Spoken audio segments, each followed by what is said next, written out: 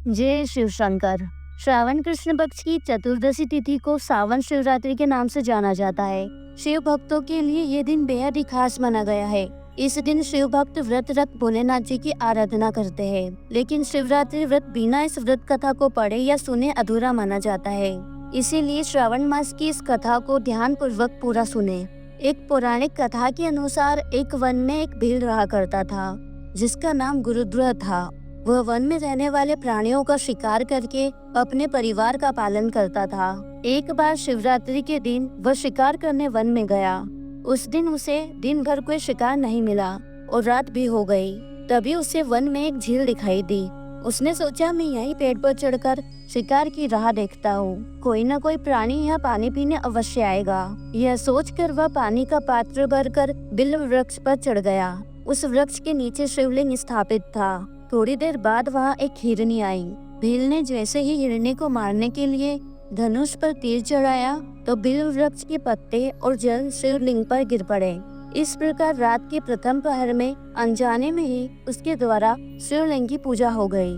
तभी हिरनी ने उसे देख लिया और उससे पूछा कि तुम क्या चाहते हो। वह बोला, मैं तुम्हें मारकर अपने परिवार का पेट भरूंगा। यह सुनकर हिरनी बोली कि मेरे बच्चे मेरी राह देख रहे होंगे, मैं उन्हें अपनी बहन को सौंप कर लौटाऊंगी। हिरनी के ऐसा कहने पर शिकारी ने उसे छोड़ दिया। थोड़ी देर बाद उस हिरनी की बहन उसे खोजते हुए झील के पास आ गई। शिकारी ने उसे देखकर पुनः अपने धनुष पर तीर चढ़ाया। इस बार भी रात के दूसरे प्रहर में बिल्व वृक्ष के पत्ते व जल शिवलिंग पर गिरे और भगवान शिव की पूजा हो गई। उस हिरनी ने भी अपने बच्चों को सुरक्षित स्थान पर रखकर आने को कहा।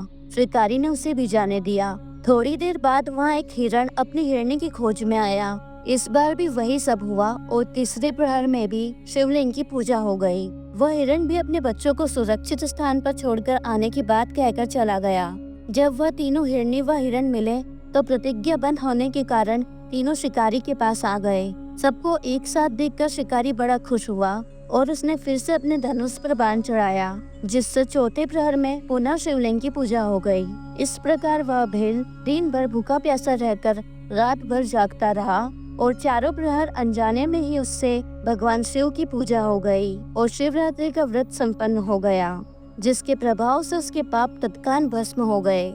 सूर्योदय होते ही उसने सभी हिरणों को मारने का विचार त्याग दिया। तभी शिवलिंग से भगवान शिव प्रकट हुए और उन्होंने शिकारी को मोक्ष प्रदान किया। इस प्रकार अनजाने में किए गए शिवरात्रि व्रत से भगवान शंकर ने शिकारी को मोक्ष प्रदान किया। जय शिव शंकर।